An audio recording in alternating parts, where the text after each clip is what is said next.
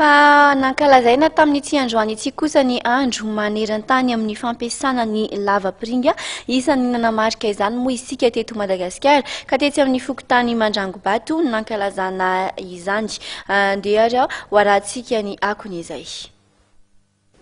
Tafiditra ao fanatsarana ny fiainam-ponina sy ny fampandrosoana ny tanàna ny hetsika amin'ny ezaka fampiasana lavapiringa. Ka tao amin'ny fokontany Mandrangombato voalohany no nankalazana izany ho an'ny teto Antananarivo renivohitra.